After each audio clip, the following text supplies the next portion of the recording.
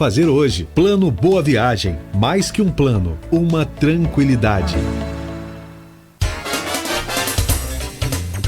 8 horas e 14 minutos. Bom dia para você ligado aqui na Folha FM 98,3. Estamos de volta com o Folha no Ar, primeira edição. Hoje recebendo o presidente, o superintendente, né, do Fundecam, que é o Rodrigo Lira.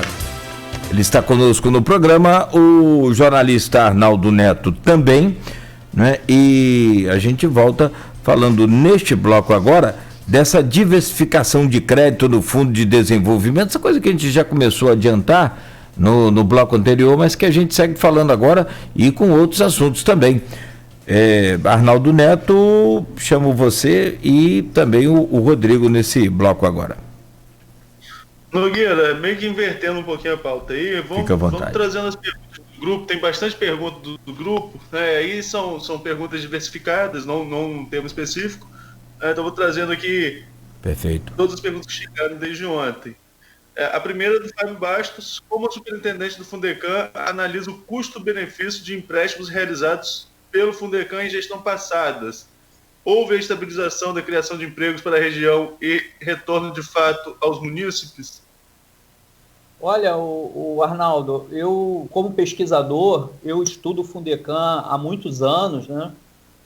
E a gente vem entendendo aí uma política, de certa forma, assim, reconhecendo a importância da criação de um fundo para a utilização dos royalties, isso é inegável, né? Que a criação do Fundecam, inclusive, foi uma pressão da sociedade civil organizada, né? Ele foi criado nessas circunstâncias. E a ideia é extremamente nobre, mas o que a gente percebeu foi que o histórico de concessões de financiamentos aí não foi bem sucedido, e isso não gerou legado positivo para a cidade. Definitivamente, o legado é muito ruim. O legado está aí. A gente está exatamente com êxito na recuperação do que 40 empresas devem, é que a gente consegue agora rodar o Fundecam. E mesmo assim, o que foi recuperado até agora, a gente sabe que a justiça, principalmente no âmbito da execução fiscal, execução de dívidas, né, ela não tem a celeridade que a gente gostaria, né?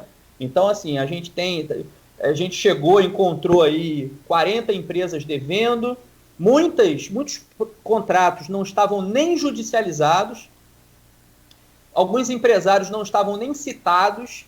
O que a gente fez foi botar ordem na casa, fazer uma força-tarefa com a Procuradoria do município, judicializamos todos os contratos, citamos todos os devedores, os avalistas e tudo mais. Só para você ter uma ideia, hoje a gente tem mais de 60 imóveis penhorados. Fundecam, essa força-tarefa, conseguiu penhorar mais de 60 imóveis. Só que até o imóvel ser avaliado, ele ia a leilão, realmente é moroso. Não é nessa gestão que a gente vai ver essa coisa acontecendo. Mas um passo muito importante foi dado. E essa pressão judicial foi importante também, exatamente para que alguns viessem renegociar.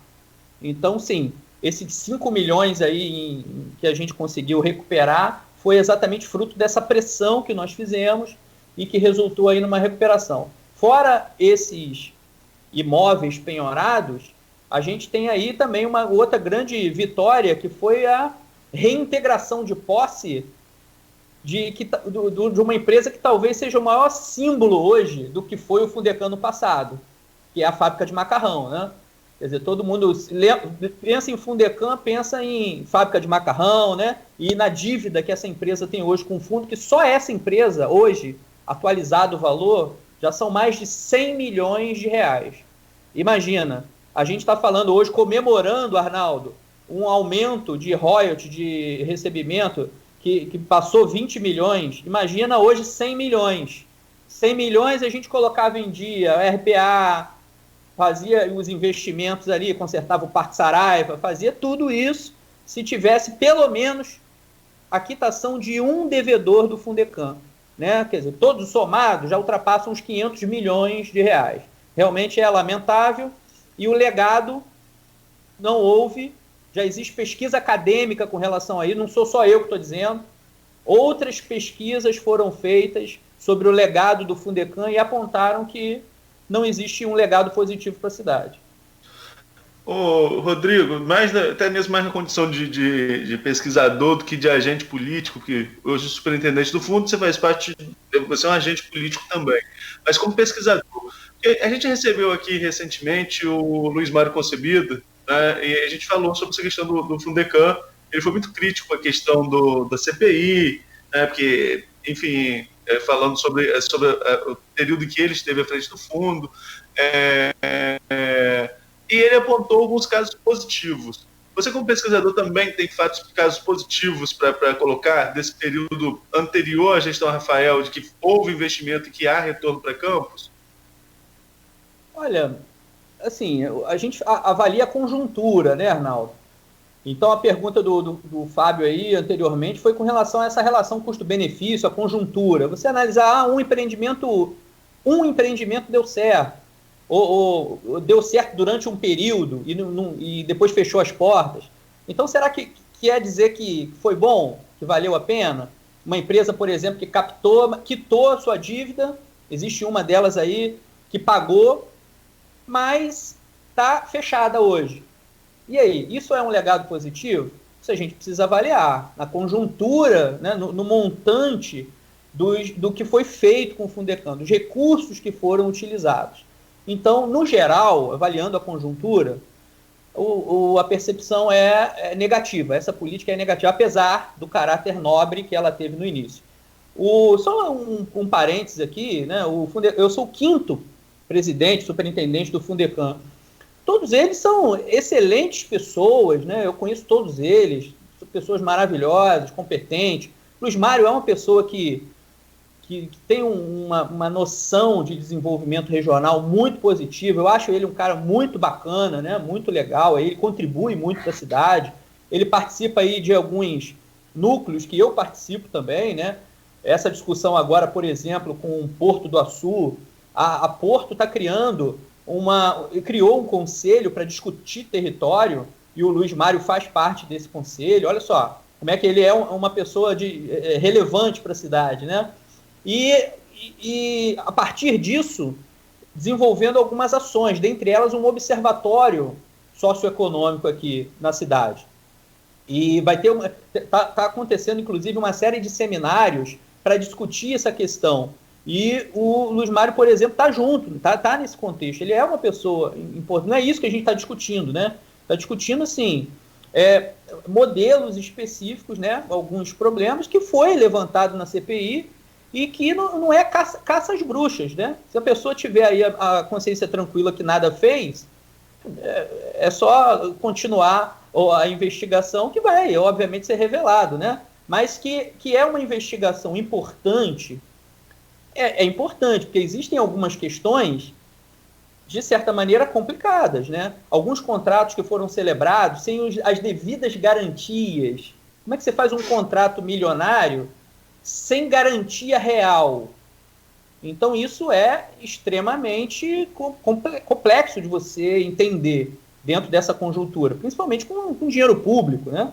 Você não for um banco privado, quer fazer isso, tem carta de fiança, tudo bem. Mas você fazer isso com dinheiro público é extremamente temerário e as consequências são essas aí que a gente está vendo. São 500 milhões de dívidas de várias empresas com o fundo e que, imagina, 500 milhões hoje, essa crise financeira que a gente tanto fala e que é um fato, ela não existiria, né?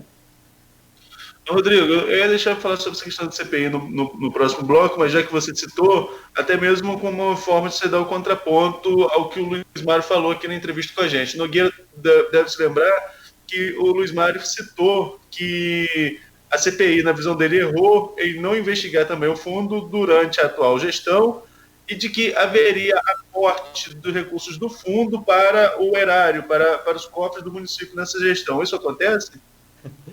Olha, assim, é extremamente delicado, né, ele fazer essa acusação. Como é que ele tem essa informação se ele não está lá dentro, né? Para fazer, assim, extremamente. Ele talvez, né, a gente pudesse até acioná-lo para que ele pudesse comprovar isso, né? Porque, assim, ele fez uma acusação muito séria no ar, né? Me pareceu aí um ato, me desculpe, né? Eu gosto muito dele, mas nesse momento, né, essa acusação foi, de certa maneira, irresponsável, porque obviamente não procede. A gente vem falando aqui há muito tempo que não há dinheiro novo no Fundecam. Não tem dinheiro novo no Fundecam. A gente tanto não pega da Fazenda, quanto o Fundecam já tem recursos escassos. Um recurso pequeno como esse, qual é a diferença que isso vai fazer para o erário, para a Fazenda? Não tem impacto nenhum. Então, todo o dinheiro que a gente recebe dessas dívidas aí, dessa herança maldita que a gente recebeu, a gente reverte para essas políticas que a gente está falando aqui. Então, isso está, assim, diferente também, Arnaldo e Cláudio, do passado. O município hoje ele é transparente. Então, assim, se alguém tiver alguma dúvida com relação a isso, pode entrar no portal da transparência, pode utilizar o ESIC, que é um outro legado importante que o município vai deixar, que é uma política de transparência reconhecida pelo Tribunal de Contas do Estado, né? Então, assim, não sou eu que estou dizendo, o Tribunal de Contas avaliou, ele faz o ranking das políticas de transparência das cidades, do Estado, e reconheceu e premiou Campos como uma das melhores políticas, né? A melhor política. Então, assim, é mais um legado importante e que está à disposição. Se alguém tiver alguma dúvida, se ele tiver alguma dúvida, ele pode fazer essa solicitação pelo ESIC, que ele vai ser informado, né? Mas, quer dizer, com 5 milhões, imagina, né? A gente conseguiu recuperar 5 milhões, que foi o dinheiro que a gente teve para trabalhar. Se a gente pega o histórico do Fundecam, quantos milhões foi disponibilizado, né, do Tesouro para o Fundecam e que não foi prestado conta efetivamente, né? A gente vive realmente uma nova realidade. Uma nova realidade não só em termos de finanças, mas em termos de gestão. A gestão, Arnaldo, hoje, ela mudou. É uma nova perspectiva. Eu falo isso porque eu sou um quadro técnico. Quando é que você viu um quadro técnico dentro da prefeitura, né? Um conjunto de superintendentes e secretários com essa vertente técnica? É difícil você ver numa prefeitura e, especificamente aqui em Campos, numa trajetória recente, dificilmente você vê um número de técnicos fazendo gestão como foi feito em Campos agora. Rodrigo, eu vou continuar então aqui com as perguntas do grupo. O Alexandre Buchaú. Qual a atual linha de ação do Fundecam? Quais os resultados alcançados? Quais foram, quais são e quais serão as metas a serem alcançadas? Muito bom, muito boa a pergunta dele, porque é exatamente com isso que a gente trabalha, né? Com gestão. Quando a gente assumiu, nós fizemos um planejamento, e esse planejamento contemplava um portfólio de projetos, não só do Fundecam, mas de outras superintendências que integram o núcleo de desenvolvimento econômico do município, né? A gente está falando aí da ciência e tecnologia, trabalho e renda, turismo. Então, isso foi tratado de uma forma conjunta, né? Não dá para cada um pensar no seu. Porque, por exemplo, boa parte desses programas da ciência e tecnologia e inovação, da superintendência, foi feito em parceria com o Fundecam. Então, a superintendência ela não tem recursos, ela não tem um fundo. Então, ela utilizou, a gente criou uma lei, a Lei da Inovação aqui de Campos, exatamente para que a ciência, tecnologia e inovação pudesse usar o Fundecam como base para essas políticas de desenvolvimento. Então, sim, a gente criou aqui um portfólio de projetos com algumas metas para serem atingidas durante esse período da gestão. E as metas giravam em torno aí de, não só da elaboração das políticas, de linhas de financiamento, já respondendo a pergunta aí do Alexandre, né, com a diversificação das áreas de atuação do Fundecam. O Fundecam atuava no microcrédito na área de empreendedorismo geral. A gente criou inovação, economia solidária, que é um segmento importantíssimo no nosso município. Nós temos diversas redes de economia solidária aqui que sempre foram invisíveis para a esfera pública e que agora contam com um subsídio também, com um mecanismo, inclusive, do aval solidário. O aval solidário é o seguinte: você tem um grupo, uma rede de costureiras elas não precisam, por exemplo, conseguir avalista, né, com capacidade de renda, que é normalmente o requisito para esses empréstimos. Cada uma avaliza para a outra e elas podem comprar uma máquina industrial que atenda a todas elas, né? E são políticas, um detalhe importante, Arnaldo, que não foram construídas isoladamente. Todas essas políticas, elas foram construídas a várias mãos. Eu, como pesquisador também, eu sou um entusiasta da democracia local, da participação. Então, a gente colocou isso na prática, né? Essa política da economia solidária, por exemplo, foi fruto de uma parceria com o Fórum da Economia Solidária, com a Incubadora Tecnológica da Economia Solidária também, que, de certa maneira, tem uma organização ali da Nilza Franco, mando um abraço para ela aqui, da Simone, né, que é a presidente do Fórum da Economia Solidária. A várias mãos nós construímos essa política, assim como o Fundecam Inovação foi construído também a várias mãos. A gente trabalhou aí com as demandas do Polo de Inovação, Rogério Atem, parceiro grande, teve uma contribuição nessa política, na construção dessa política, Henrique da Hora, Gilberto Soares do Sebrae, um grande parceiro, está sempre junto com a gente aí na elaboração e ajudou a elaborar, porque o Sebrae, por exemplo, ele tem um programa que é muito importante de fomento à inovação, se chama Sebrae Tech. Sebrae Tech, ele subsidia projetos de inovação, bancando 70% do projeto de inovação. E aí, numa conversa, numa reunião com o Gilberto, ele revelou o seguinte: Rodrigo, ainda assim, a gente não consegue assinar muitos contratos de Sebrae Tech para desenvolver o comércio, né, os pequenos negócios de Campos.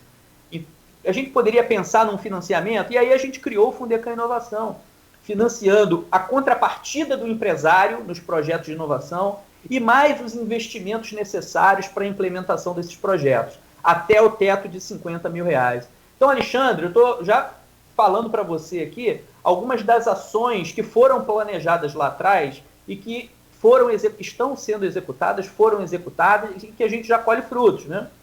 No âmbito da ciência, tecnologia e inovação, a gente lançou aqui alguns projetos que fizeram e estão fazendo a diferença também nessa hélice, né, nessa tripla hélice de desenvolvimento que a gente falou aqui, que é a base do nosso modelo de desenvolvimento econômico utilizado para fazer esse planejamento.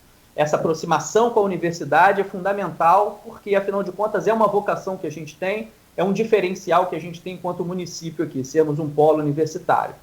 Então, a gente lançou, num primeiro momento, ainda em 2018, o Viva Ciência. Eu vi até aqui no histórico que uma pessoa pediu para falar, né, do Viva Ciência.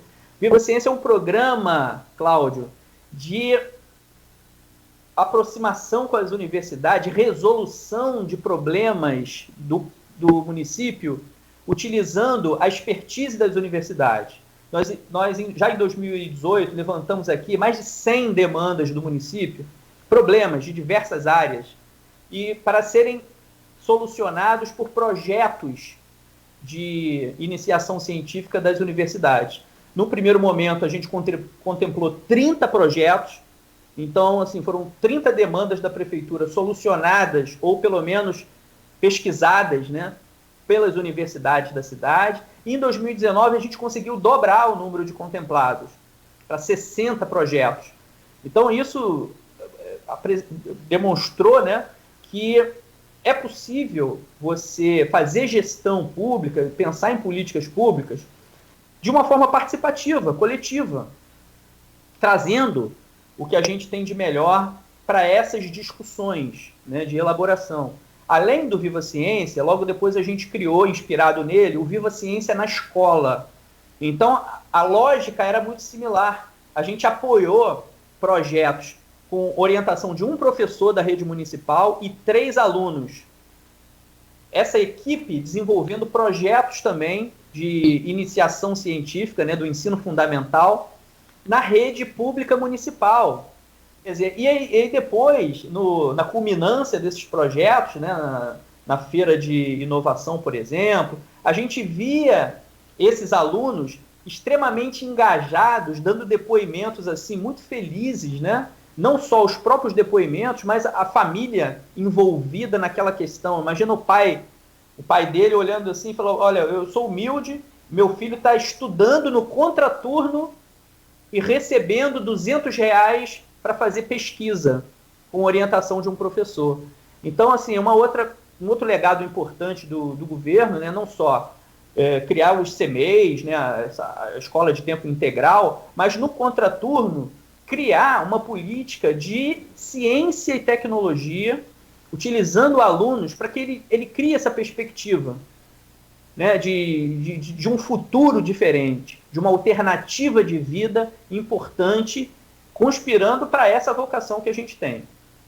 E, além do Viva Ciência na Escola, a gente criou o programa de apoio às startups, que a gente já falou aqui, um edital de duração de 1 ano, contemplando aí, em princípio, no momento inicial, 12 startups, né, que foram selecionadas, das 24 que se candidataram, né, nós utilizamos aqui um processo seletivo junto com a Tec Campus, que é conveniada ao Fundecam.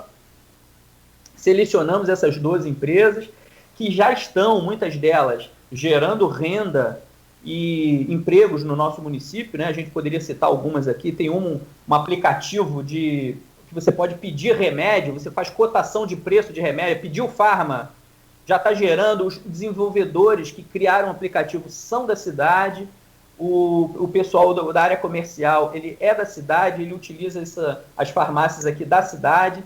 Então, imagina na pandemia o quanto isso é bacana, Cláudio. Você de casa aqui, não podendo sair, você usa o aplicativo para comparar os preços, para fazer o pedido, né?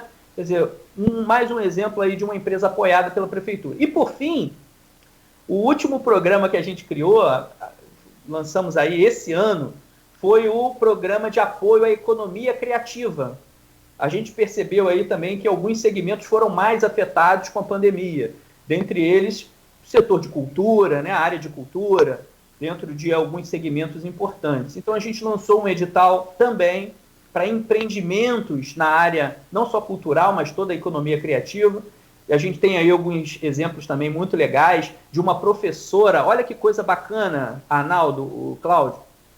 Uma das professoras selecionadas no edital da economia criativa vai criar livros infantis contando as histórias das heroínas campistas, para que isso seja debatido e trabalhado nas escolas do município. Olha que coisa linda, que legado importante que a gente está deixando para o município. Então, as metas foram metas ousadas de não só criação desses programas, mas de contemplar beneficiados, não só desses programas, mas das linhas de financiamento também, e com uma variável limitadora importante, que é a questão do recurso financeiro.